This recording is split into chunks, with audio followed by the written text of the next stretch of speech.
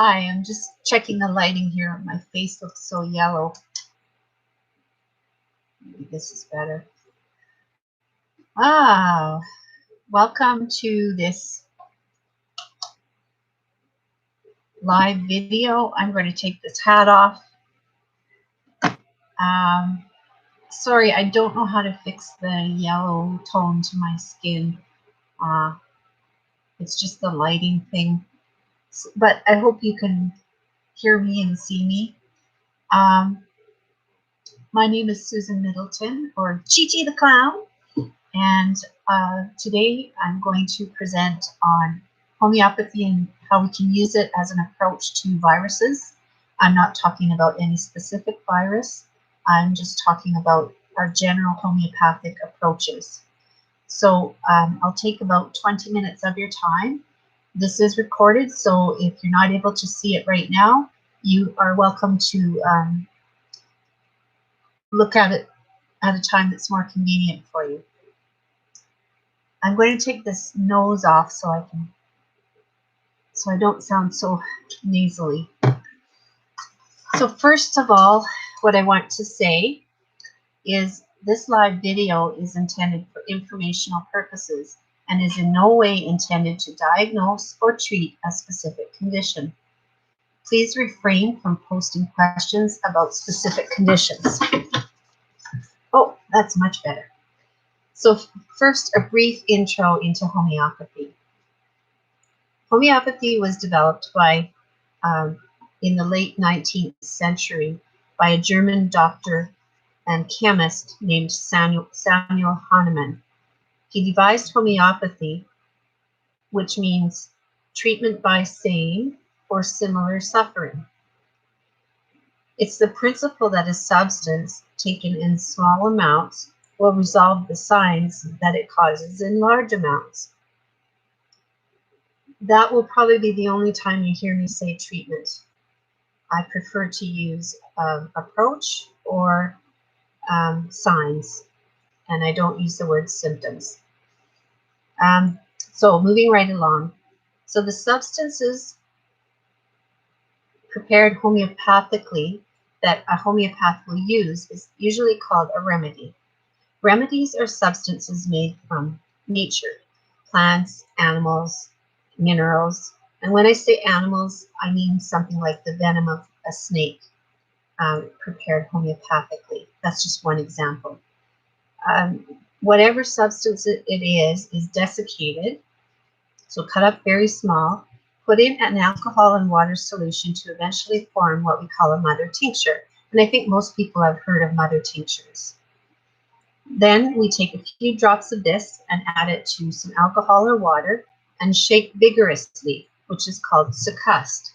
This is an example of succussion, except now we have machines to do it.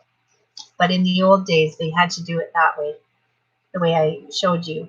So the more a substance is diluted and succussed, the higher the dilution, to the point that there are no chemicals of the original substance left.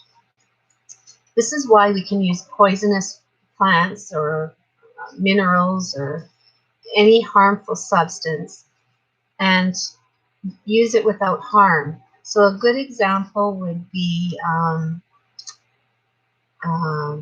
monkshood. Monkshood is poisonous. You wouldn't want to ingest it, that's for sure. And yet, if we take that poisonous substance and prepare it homeopathically, there's no harm, even to children, the aged, those who are weak in health. If the signs indicate that we need to use monkshood, which is called Aconite,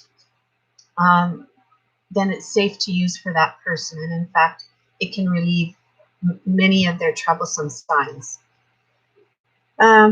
So in regard to dilutions, we use a low dilution, such as a 5CH, to address certain imbalances, and a high dilution to treat others.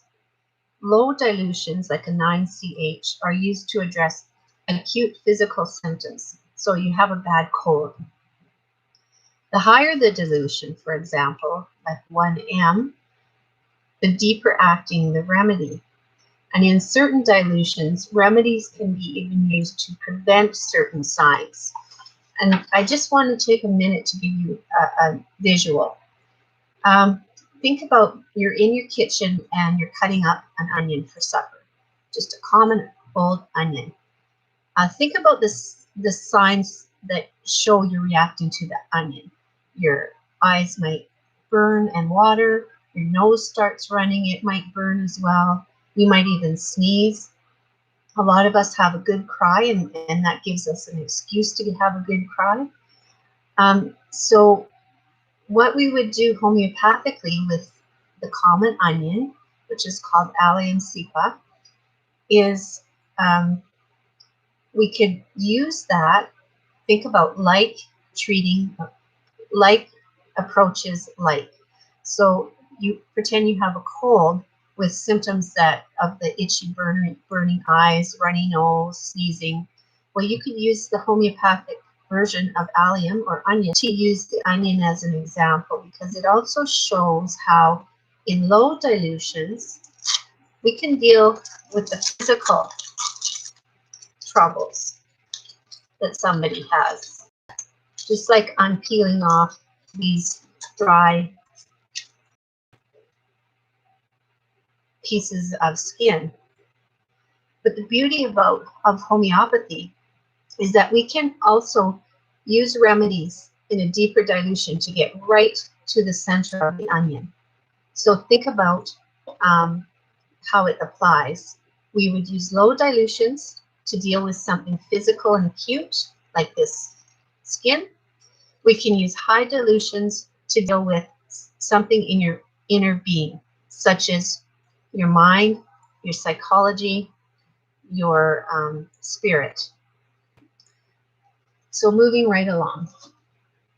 Remedies come in either a liquid form, if you can handle an alcohol taste, and they would come in something like this, and you're going to just put the drops under your tongue. They also come in sprays, which you can spray under your tongue. They also come in little pellets. They're little round tablet type things that you can, I can get some out here.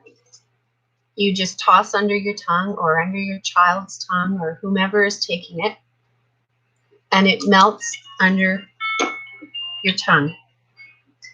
The reason that we put everything under the tongue, or in most cases put it under the tongue, is because you have two veins in there called the sublingual veins. Anything that goes in contact with those sublingual veins will go immediately into the bloodstream. So the beauty of this is we don't have to, a homeopath doesn't have to worry about how healthy a person's digestive system is. We can use the remedy successfully to get as quick a results as we can. Again, depending on the dilution we're using. You're going to get a quicker response if you're using a low dilution, such as 5CH. In a high dilution, it may take weeks, months. It just depends on what we're trying to deal with. Just need to check my notes. So the best way I can describe this process of homeopathics going under the tongue and into the sublingual veins is like downloading a file into your computer. The information is transferred, but not necessarily the physical chemicals of the remedy. So it's an energy approach that tells your body how to behave differently to address some troublesome signs and restore what we call the vital force. The vital force is the same thing as the qi in traditional Chinese medicine. So if a troublesome sign goes away, it is the body that healed itself, not the homeopath. They simply share their remedy recommendations. The signs they address are called the remedy picture. So homeopaths can have great success in addressing not only physical symptoms, but even mental and emotional signs such as anxiety. And that's where I go back to my onion example. Physical symptoms, emotional, things like anxiety that go right to the core of the person. And I've got an example, a really good example for you. I've seen a client that had severe agoraphobia, which is an irrational fear of entering open spaces or being in crowded spaces. This individual was homebound basically because of it. So our initial consults were over my phone. After she had canceled a few appointments in the office, I started to realize we need to help this lady get to the office. So by using remedies that she had family members pick up, we eventually met in my office and we had a full consult. And to this day, she's living her life normally. So going back to remedies, each remedy substance has a detailed listing in our Bible, which is called a repertory. We do detailed questioning of stand out with each remedy, and those are called keynotes. It's the homeopath's goal to A, suggest remedies that trigger relief of the most acute symptoms. So again, I go back to that common cold where you're suffering. And B, we try and identify the clients in great detail. We want to get down to the person's constitution. Because if we identify the constitution of a client and use that remedy, it can address many of the signs they're showing with just one remedy. And that's usually a deep dilution, such as a 1M. This is where homeopathy shines when it comes to more of the mental, emotional signs that people are troubled by. Some homeopaths, self included, also use combinations of remedies to address common ailments, like a teething baby. Yep, you heard it. Homeopathy is safe for all ages, even babies, because of its gentle action on the body. And with children, you can use these little pellets, which are like soft or like sweet little candies, to give the remedy very easily. And if you have problems with alcohol for some reason, that's where the pellets can be useful as well. They're even useful for animals. You heard it, it can be used for animals. So next I want to address the most common what question about homeopathy. And that's, what if it's just a placebo? Well, I'll give you an example again of a situation that told me this is not placebo. My daughter, when she was about 4 years old, had a high fever. She was burning up. Her face was beet red. You could feel the heat radiating from her. And I had been giving her a common over-the-counter fever medication unsuccessfully. It would be as a mother and taking care of my children. And I had just been to an information session on homeopathy, and I bought a homeopathy book in a kit with a few common remedies,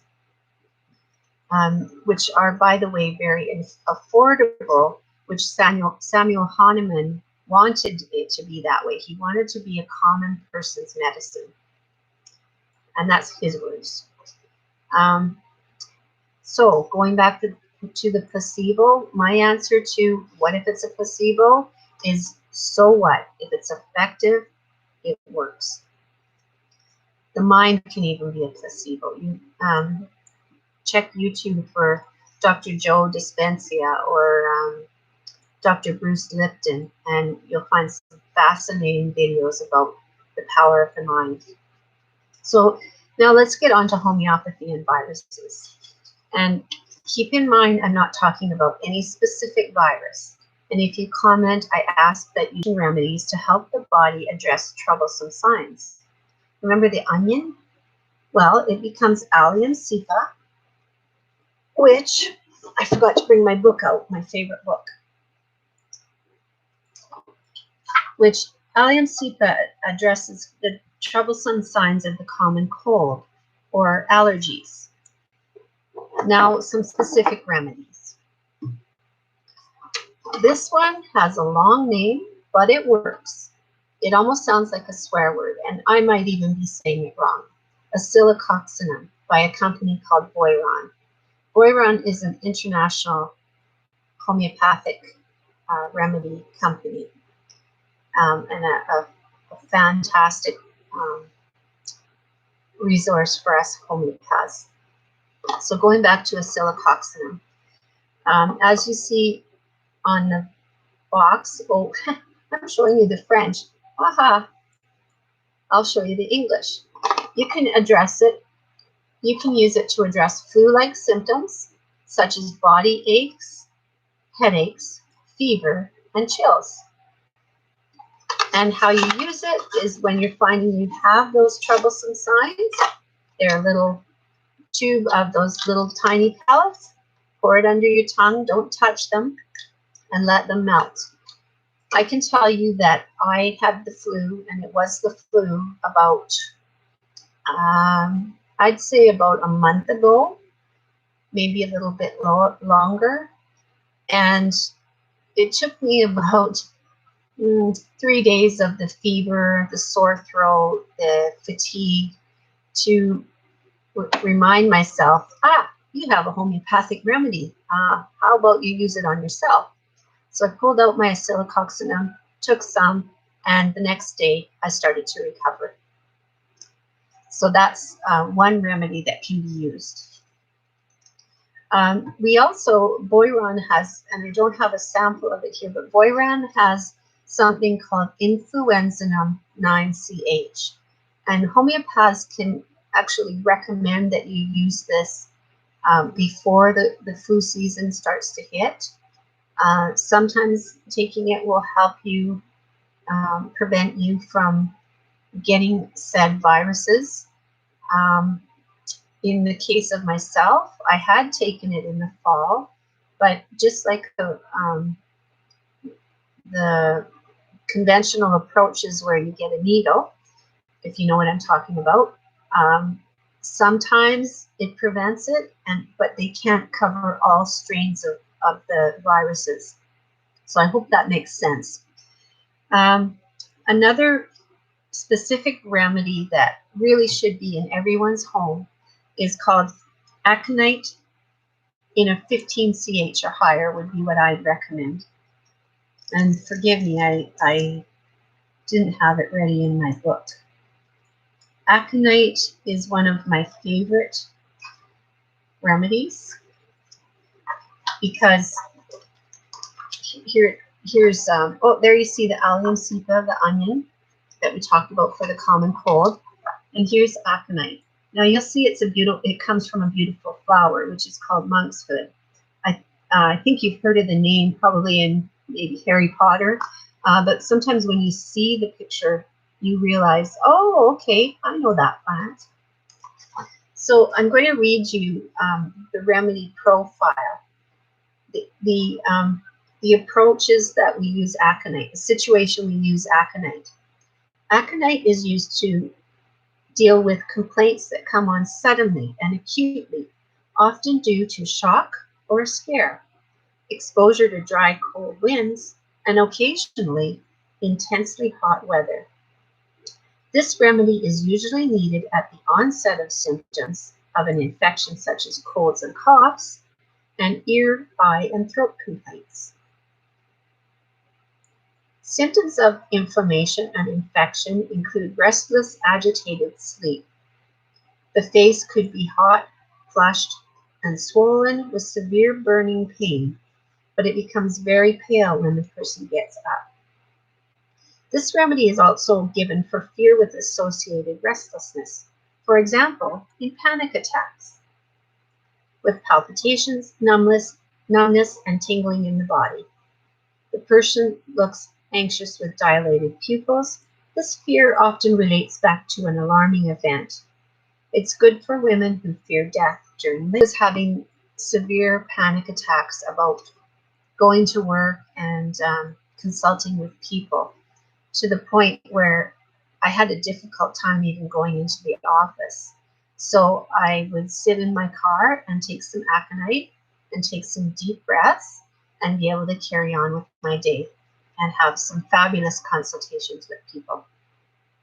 The last thing I find really interesting, and I'm going to do a close-up of this flower. I find it interesting that the plant often looks like the thing it deals with. When you think about monk's hood, or even the shape of that flower, imagine a person going like this. And isn't that what we want to do when we feel anxious? We want to hide, we want to cover ourselves. So aconite. In the area I live, we get a lot of extreme, dry, cold wind. We call Chinooks. And everyone, not everyone, some people, it really creates restlessness and anxiety, even to the point of fearing death. You know, I'm going to die from this wind, or my head hurts so bad it's going to explode. I've had that experience. This is a situation where we use aconite, starting with the 15 CH, and depending on the situation. And I'd recommend consulting a homeopath about that, about which dilution to use, because you might even want to use a 1M. Okay, lastly, I want to get to, and I'm not sure if it's the king or the queen of homeopathy, but it is called Arnica Montana, which is a beautiful, bright, yellow, colorful little plant that grows in the mountains of Montana. Now, if this does not make you a believer in if this doesn't make you a believer that homeopathy works, nothing will. It's used to address situations of shock or bruising. Think about a car accident. It's a perfect scenario. You have physical bruises on your body from the impact, as well as you feel extremely shook up and traumatized. It could also be a positive shock or trauma in life, such as bringing a new baby home. The individuals have to adjust, and especially the siblings are wondering, what the heck did you bring home? So I'm going to give you a challenge. Next time you have a physical bruise, get some arnica and either take it, the pellets under your tongue, or apply it as a cream or a gel on the bruise. You want to make sure you get it in a low dilution, like 5 or 15 CH, and you will be amazed how quickly the bruise will disappear. Every home should have some, especially homes with small children who are always bumping and bruising themselves. All right, I see I've gone a little bit over the 20 minutes. Thank you for bearing with me. I'll just wrap up here. In conclusion, I'd like you to, first of all, tell me how you did with the arnica. If you take the arnica's challenge, please tell me how it worked out for you. And how you can do this is go to my page. It's a Facebook page called the Heritage Natural Health Community. And feel free to post something there or send me a private message. Again, my name is Susan. On that page, I welcome you to post questions, but please avoid posting questions about specific conditions. For example, arthritis. I would prefer in that case if you send me a private message. We want to keep it general and regarding mostly homeopathy. Although if you go on my page and browse around, you'll see I post a lot of other natural health and holistic types of bits of information. And last but not least, for a limited time, I'm offering free 30-minute homeopathy.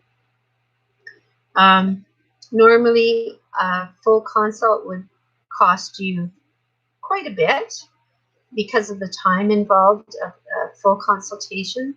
And I know, especially in current times, people are worried about their finances. So this is one way I can help the larger community, is by offering you a free mini consult. And that would be done in the privacy of your home and mine, via Skype or WhatsApp or Zoom. Even Facebook chat, we can do it that way. There's lots of ways we can be creative because I recognize you may not be in my local area. I want to put in a plug for 2 other resources that you can find on the web. First is Biosynergy Labs, and you might see the name Mark Hathaway.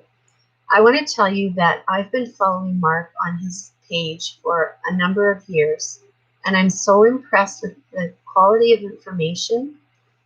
And I've done more than one consultation with Mark, and I can tell you he's the real deal about that. I'll sanitize.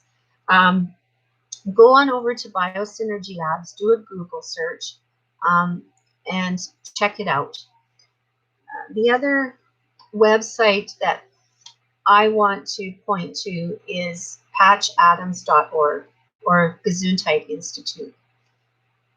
I've had the pleasure of meeting Patch.